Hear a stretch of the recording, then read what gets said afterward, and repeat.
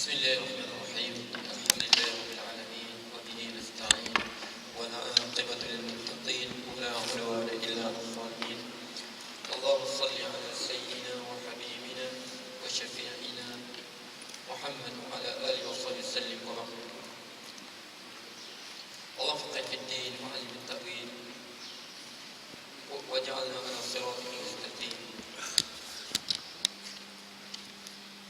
Sebenarnya masyaqqah mutawassithah. Masyaqqatun. Ayat ketiga. Masyaqqatun. Masyaqqatun. Masyaqqatun mutawassithatun.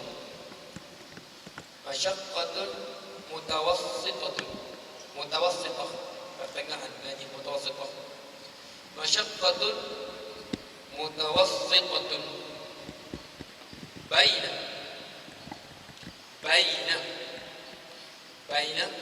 antara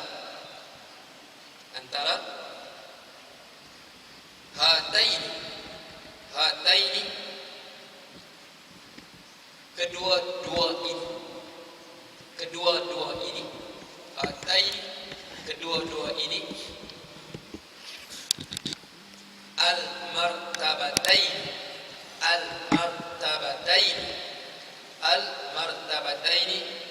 dua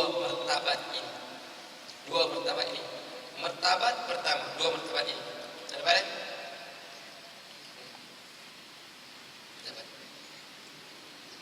dapat masyaqqah pertama, masyaqqah yang akan menggugurkan sama sekali yang masyaqqah pertama, masyaqqah yang kita kata apa? Yang tidak sekali-kali menggugurkan tuntutan ibadah. Sebab masyaqqah itu, kepahian tersebut merupakan sifat bagi ibadat tersebut. Contoh solat ada masyaqqah dia. Bangun pagi, nak kena bangun dengan mengantuk apa? Masyaqqah tu. Tapi itu sifat ibadat. Sebab tu berbezanya apa? Ajruki ala qadri nasabik. Pahalamu wahai Aisyah, ajruki ala qadri nasabik, berdasar beratnya penderitaanmu, letihmu. Ajruki ala qadri nasabik, lagi banyak pahalamu dengan kadar keletihanmu wahai Aisyah. Rasulullah sebut kepada Aisyah.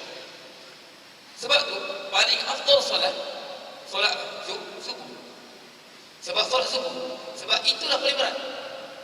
Tengah tidur, tengah sedang tidur, sejuk, semua ada di situ, mengantuk. Jadi sebaik-baik solat subuh. Sebab apa? Paling berat masyaqqah. Sebab Allah sebut basyir masya'ina fi zulmatil laili masjid bi nurin tam yaumil qiyamah. Berilah berita gembira untuk orang yang berjalan pada kegelapan malam ke masjid itu dengan cahaya yang sempurna di hari akhirat kelak. Sebab apa? Beratnya masyaqqah. Jadi paling besar pahala solat subuh. Paling besar pahala solat subuh. Sebab paling besar masyaqqahnya. Jadi masyaqqah ini tidak sama sekali boleh menggugurkan tuntutan ibadat kita. Sebab dia merupakan sifat yang diletakkan pada ibadat tersebut untuk meninggikan darjat seorang mukmin. Jangan bagi alasan aku tak boleh pergi pas sejuk pas subuh. Sejuk sangat, tak tahan aku sejuk. Tak boleh bagi alasan sejuk untuk pergi solat subuh berjemaah. Tak boleh jadi alasan. Samalah dengan berjihad. Sebab tu semuncak-muncak jihad, wa dzurwatu sanamin Islam al-jihad. Kemuncak Islam itu gunung kemuncak dia. Bonggol atasnya jihad. Sebab apa? Di sana terkumpul segala masyaqqah. Di situ ada luka, di situ ada kematian, di situ ada perpisahan isteri, di situ ada cacat, ada celaan, semua ada situ. Sebab tu dia kemuncak ibadah. Tak boleh semata-mata ada masyaqqah tadi untuk menggugurkan tuntutan ibadat tadi. Jelas? Yang kedua pula masyaqqah. Yang kedua masyaqqah tadi bukan sifat ibadat luaran, tapi tak boleh menggugurkan ibadat. Contoh apa? Masyaqqah apa? Hanya tadi lah. Contoh kita kata masyaqqah. Okey. Sakit apa? Nah, kena makan ubat sebab gatal. Ni aku tak boleh puasa kena makan ubat gatal ni. Sedangkan lepas buka boleh makan. Bukan lepas buka boleh makan. Jadi masyaqqah ni masyaqqah khafiyah. Masyarakah yang tersembunyi, yang tidak boleh sama sekali untuk apa? Untuk digugurkan ibadat tadi. Allah sebut dalam Al-Quran, wa in kuntum marda aw ala safar wa in kuntum ala safarin fa iddatun min ayyam. Kalau kamu ni sakit atau musafir, maka kamu puasalah pada hari lain. Jadi sakit apa? Kenapa tak puasa? Aku kurang. Jadi sebab tu kita puasa. Sakit kalau sebab kurang penyakit kan? Penyakit kan tak langsung dikira. Sebab tak ada iktibar dia khafiah sangat. Tak boleh untuk jadi alasan tak puasa. Okey. Jadi di tengah-tengah ni lah istimbat dan tengok masyaqqah macam mana. Di sinilah datanya ijtihad. Masyaqqah mana? Mutawassithah bainaha. Pertengahan. Masyaqqah ini bukan merupakan sifat ibadat dan juga bukan merupakan masyaqqah terlampau ringan, di tengah-tengah. Jadi inilah peranan seorang mujtahid, seorang mufti untuk tengok adakah masyaqqah ini boleh menggugurkan ataupun mengingatkan tuntutan ibadat. Ini kena faham. Sebab tu kadang-kadang kita tak faham, tak faham tu masyaqqah. Okey.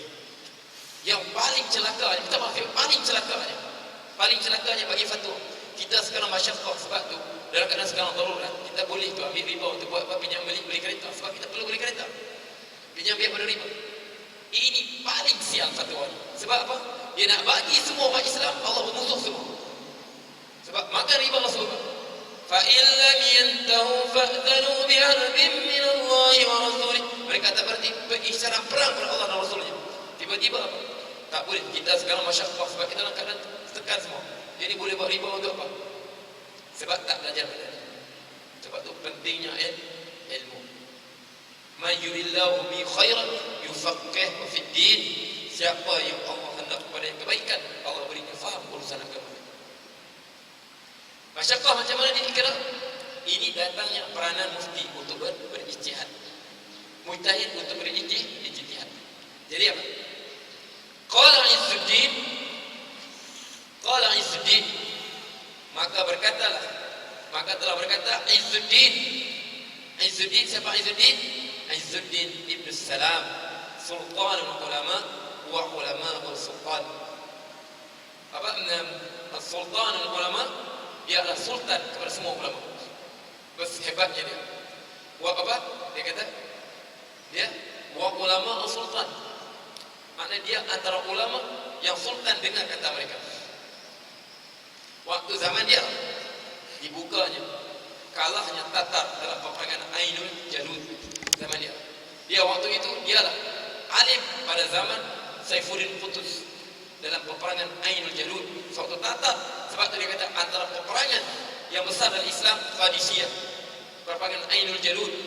Dia kata peperangan ini ada peperangan, kalau bahasa ahli sejarah kata peperangan yang merubah sejarah. Sebab apa? Waktu itu tentara Tatar sedang menuju ke Mekah. Mereka kuasai Baghdad, mereka dalam perjalanan menuju ke Mekah. Kalau tidak ada tentara Mesir waktu itu, ulama itu Mekah tak ada siapa lagi tarik mereka. Tentara di Syam tewas, Baghdad kalah. Yang tinggal hanyalah Mesir. Jatuh Mesir, terus ke Mekah mereka. Sebab itu dia kata Ainul Jalut antara peperangan besar. Waktulah Saifuddin Qutuz. Siapa alim dia waktu itu? Izzuddin Abdul Salam. Sebab kalau kita baca sejarah tu, subhanallah, sampai isterinya dibawa, isterinya kan sembelih waktu Ainul Jalut. Isterinya tercedera. Dia pun menjadi wa zawjah. Aduhai, ya isteriku. Nama isteriku. La taqul wa zawjah, qul wa islama. Isterinya tercedera. Syahid sampai isterinya. Wahai suamiku, jangan berkata wahai istriku, tapi katakan wahai Islamku. Aku tak penting, Islam ni penting. Okey. Jadi inilah Izzuddin Ibn Salam, salah seorang ulama besar mazhab Syafi'i. Okey. Dia kata apa? Apa dia kata? Antudbaqa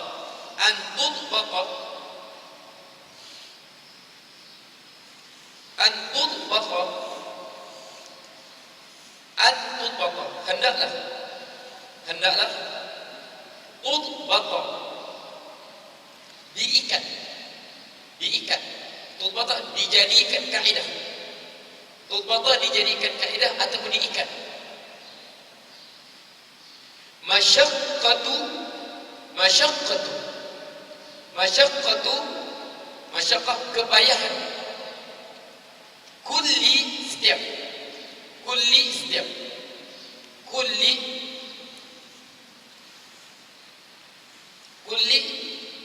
setiap ibadatin,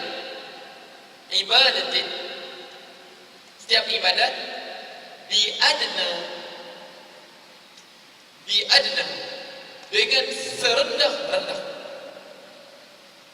dengan serendah-rendah al-masyaqi, kepayahan,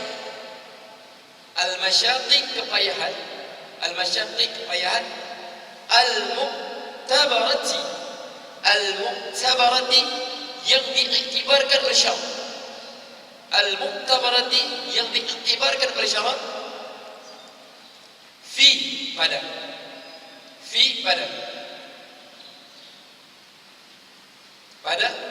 takhfifi pada meringankan,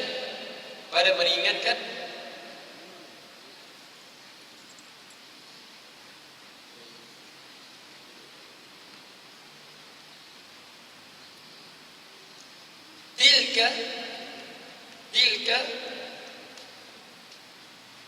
al-ibadati, tilka itulah ibadat tersebut. Mislu, contoh seperti apa?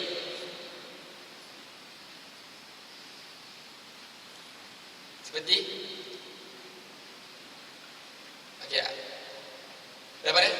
Ambil yang kedua, bagi faham sikit. Yang pertama kalau boleh panjang sikit, yang kedua. Contoh baris kedua tu contoh yang kedua ya.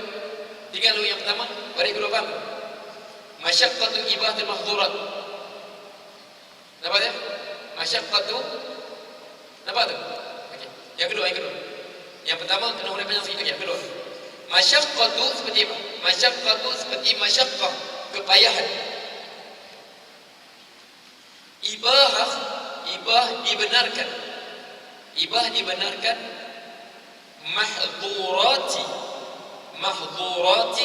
mahdhurati larangan ihram, mahdhuratil al-ihram, larangan ihram. Okey. Sekarang dalam ihram haji atau umrah kita ada larangan yang tadi kita buat. Contoh apa? Cabut bulu. Kemudian apa? Sabun badan, guna minyak wangi semua kan? Begitu. Sekarang bila kita nak bagi rukhsah dia, makna dia boleh buat. Makna dia diberi keringanan dia untuk buat.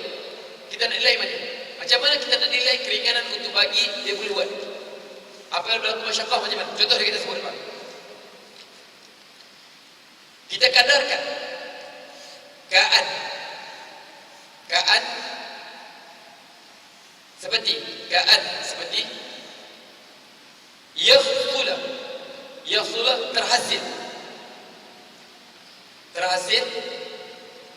yakhsula terhasil bitarkiha dengan meninggalkannya. Mislu seperti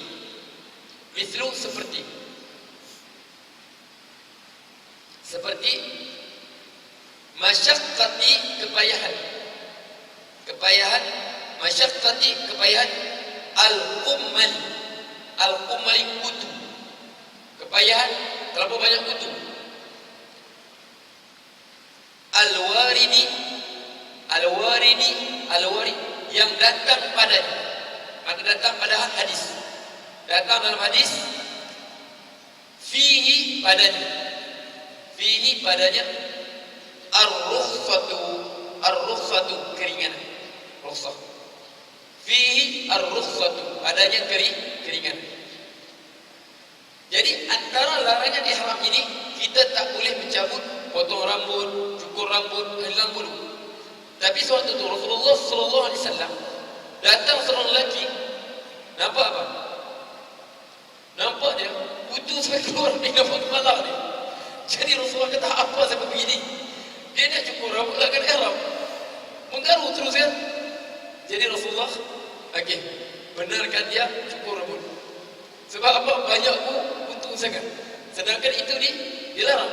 Sebab tu wa in kuntum marad wa in kuntum aw adan fi ra'si, ataupun dia fa fidyatun min ta'amin. Boleh cukur, kemudian bayar fidyah. Tak berdosa dia cukur. Bagi keringanan untuk cukur rambut. Sebab apa? Sebab terlampau banyak. Jadi kita larangan ihram ini, larangan ihram. Contohnya kita kata rusak. Tiba-tiba berlaku dalam perjalanan haji. Contoh takhir dalam perjalanan haji. Lepas kita ihram, berlaku apa? Berlaku terputus pengeluaran makanan. Makanan apa terputus? Tersesat kita di tengah-tengah perjalanan antara Mekah dengan tempat ihram kita. Makanan pun tak ada. Jadi sedangkan kita tak dibenarkan memburu. Boleh memburu waktu itu. Sebab tak ada makanan, diberi rukhsah. Sebab apa? Kalau tidak mati kita. Boleh faham? Sebab kalau hanya sebab sakit kepala saja, diberikan apa?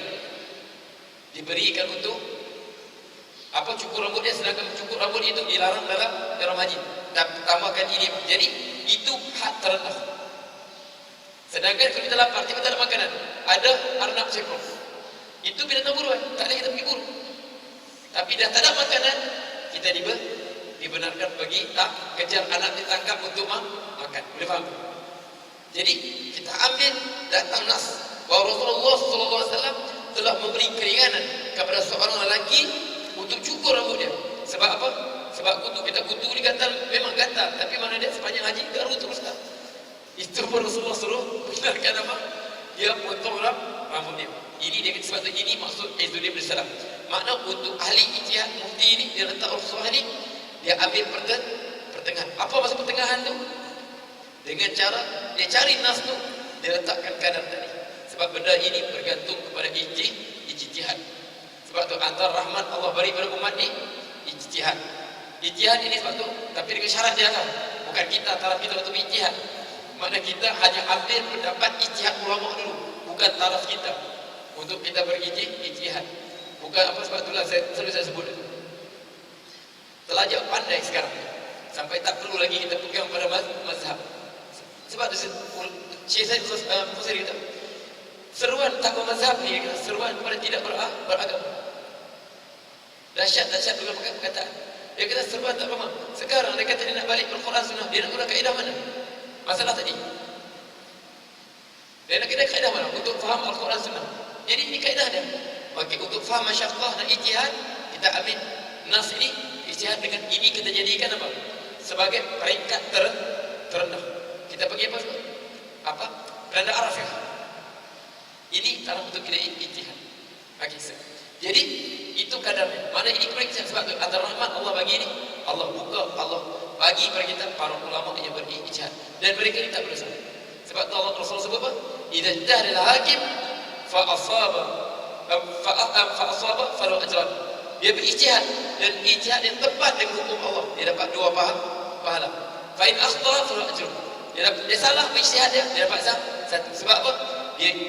Sebab tujuan dia apa? Mengeluarkan umat ini daripada kepayahan, agar masing-masing macam mana pun kena cari keridhaan Allah. Jelas tak?